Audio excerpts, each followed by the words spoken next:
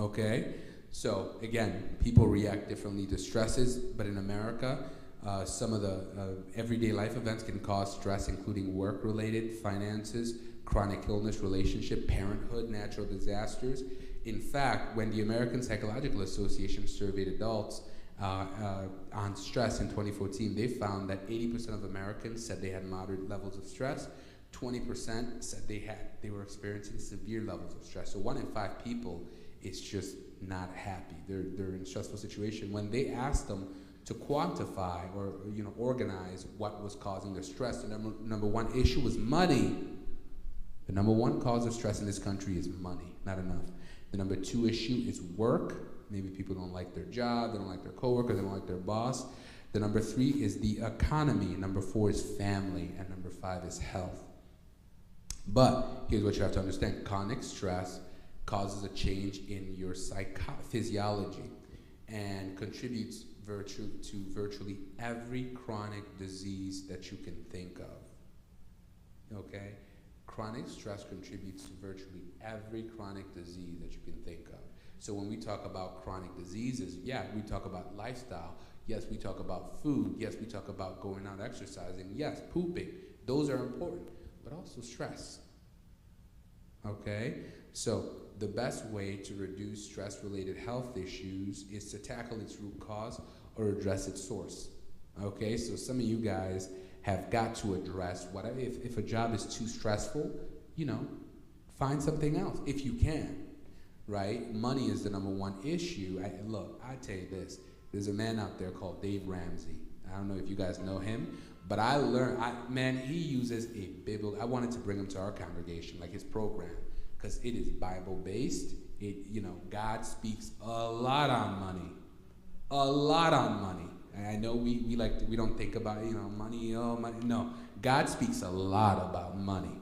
Okay, if you ever read the Old Testament, God talks about how to earn wealth, how to manage wealth, how to invest wealth and everything. And I say that to say this. How I learned God's view on money really didn't come from church. It came from Dave Ramsey and his program. You see what I mean? And I wish I had learned it in the church. But anyways, he deals with different church, like he sells his program to churches, and I think it's a fine, if I worshiped here full time, I would love to bring that program here. Because if money is one of the biggest sources of stress for people, we need to let people know that God speaks on money. Do you understand? The reason God's people are struggling with money is because we don't understand that God always makes provision for his own. In fact, every character you look at in the Old Testament, were they rich or poor? How rich were they? They were very, very rich. God took them and they were poor. By the time God was done with them, they were very, very, very, very rich. Okay? So, when you have the right understanding of money, which I don't think a lot of Christians do, I don't think we do just because, at least I didn't. But when you have the right understanding of money management, guess what? A lot of these issues, these chronic stresses, right? Because money is the biggest issue that people, Christians and non-Christians alike, are struggling with. If we teach people God's views on managing money and just having money, God wants you to have money. He tells you that. If we taught people this stuff, then you wouldn't have people saying that the biggest cause of their chronic stress is money.